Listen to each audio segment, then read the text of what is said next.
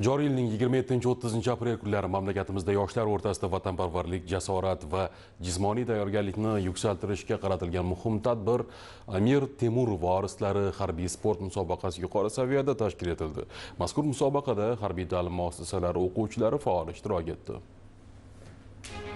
Musobaqada mamlakatimizdagi barcha Temurbeklar maktabi, harbiy akademik litseylari, Davlat xavfsizlik xizmati, chegara qo'shinlarining yosh chegarachilar jamoalari hamda Mudofaa vazirligining Jaloliddin Manguberdi nomidagi harbiy akademik litseyi o'quvchilari ishtirok etdi.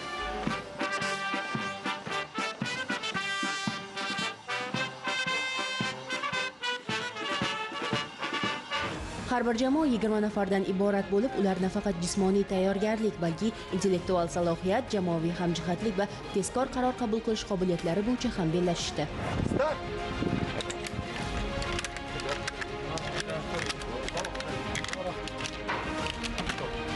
Shu kunlarda respublikamizda davlat arbobi buyuk sarkarda Amir Temur bobomizning 690 yillik yubileyi keng nishonlanmoqda. Mazkur tantanalar harbiylashgan ta'lim muassasalarida juda ham ko'tarinkilik ruhida nishonlanib kelinmoqda.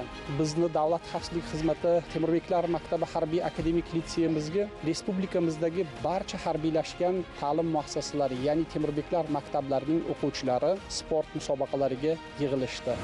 Musobaqaning o'ziga xos jihati shundaki, u an'anaviy harbiy sport yo'nalishlari bilan cheklanib qolmagan. Bu safargi bellashuvlar zamonaviy texnologiyalar bilan uyg'unlashgan holda tashkil etildi. Xususan, ishtirokchilar dron racing, robototexnika va avtotransport kabi innovatsion yo'nalishlarda ham o'z salohiyatlarini namoyon etdi. Boshlansin.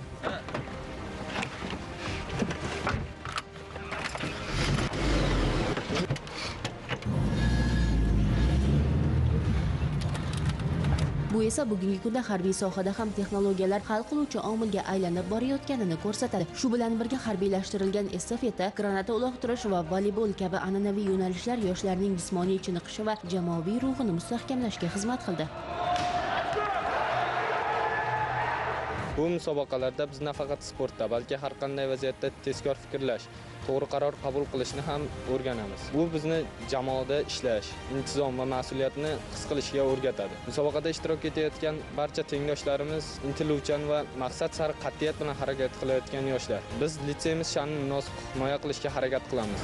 Musobaqa yakunlariga ko'ra O'zbekiston Respublikasi Mudofaa vazirligi Jaloliddin Manguberdi nomidagi harbiy akademik litseyi 3-o'rinni, Davlat xavfsizlik xizmati chegara qo'shinlari yosh chegarachilar harbiy akademik litseyi 2-o'rinni, Davlat xavfsizlik xizmati Temurbeklar maktabi harbiy akademik litseyi faxrli 1-o'rinni egalladi. O'zbekiston Respublikasiga sadoqat bilan xizmat qilamiz. Voyaga chiqayotganimizda tugun bog'lash bilib olishimiz kerak. 8lik deymiz, o'zimizga ilgan holatda chiqsak ham bo'ladi.